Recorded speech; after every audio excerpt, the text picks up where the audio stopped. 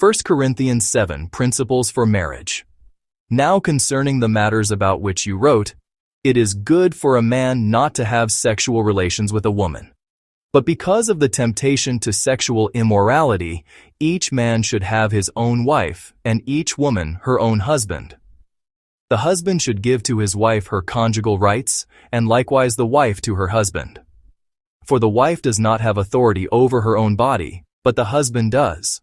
Likewise the husband does not have authority over his own body, but the wife does. Do not deprive one another except perhaps by agreement for a limited time, that you may devote yourselves to prayer, but then come together again, so that Satan may not tempt you because of your lack of self-control. Now as a concession, not a command, I say this. I wish that all were as I myself am, but each has his own gift from God, one of one kind and one of another. To the unmarried and the widows, I say that it is good for them to remain single, as I am. But if they cannot exercise self-control, they should marry, for it is better to marry than to burn with passion. To the married I give this charge, not I but the Lord. The wife should not separate from her husband, Levin. But if she does, she should remain unmarried or else be reconciled to her husband, and the husband should not divorce his wife. To the rest I say, I, not the Lord, that if any brother has a wife who is an unbeliever, and she consents to live with him, he should not divorce her. If any woman has a husband who is an unbeliever, and he consents to live with her, she should not divorce him. For the unbelieving husband is made holy because of his wife, and the unbelieving wife is made holy because of her husband. Otherwise your children would be unclean, but as it is, they are holy. But if the unbelieving partner separates, let it be so. In such cases the brother or sister is not enslaved. God has called you to peace. 6. For how do you know, wife, whether you will save your husband? Or how do you know, husband, whether you will save your wife? 17. Only let each person lead the life that the Lord has assigned to him, and to which God has called him. This is my rule in all the churches. 18. Was anyone at the time of his call already circumcised? Let him not seek to remove the marks of circumcision. Was anyone at the time of his call uncircumcised? Let him not seek circumcision. 19.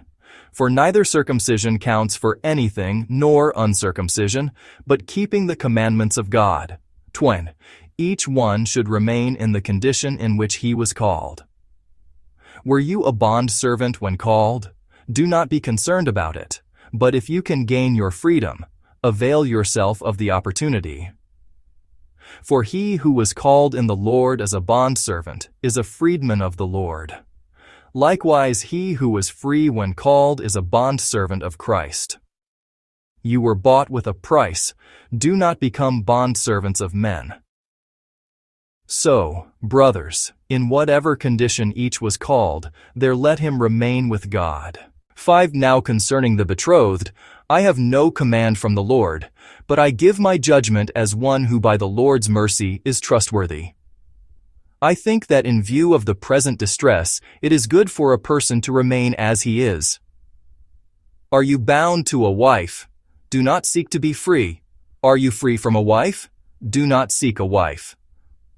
But if you do marry, you have not sinned, and if a betrothed woman marries, she has not sinned. Yet those who marry will have worldly troubles, and I would spare you that. This is what I mean, brothers. The appointed time has grown very short.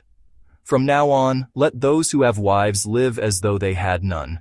3. And those who mourn as though they were not mourning, and those who rejoice as though they were not rejoicing, and those who buy as though they had no goods, and those who deal with the world as though they had no dealings with it. For the present form of this world is passing away. I want you to be free from anxieties. The unmarried man is anxious about the things of the Lord, how to please the Lord. But the married man is anxious about worldly things, how to please his wife. 34. And his interests are divided. And the unmarried or betrothed woman is anxious about the things of the Lord, how to be holy in body and spirit. But the married woman is anxious about worldly things, How to please her husband. I say this for your own benefit, not to lay any restraint upon you, but to promote good order and to secure your undivided devotion to the Lord. If anyone thinks that he is not behaving properly toward his betrothed, if his passions are strong, and it has to be, let him do as he wishes. Let them marry. It is no sin. But whoever is firmly established in his heart, being under no necessity but having his desire under control, and has determined this in his heart, to keep her as his betrothed, he will do well. So then he who marries his betrothed does well, and he who refrains from marriage will do even better. 13. A wife is bound to her husband as long as he lives, but if her husband dies, she is free to be married to whom she wishes, only in the Lord. Yet in my judgment she is happier if she remains as she is, and I think that I too have the Spirit of God.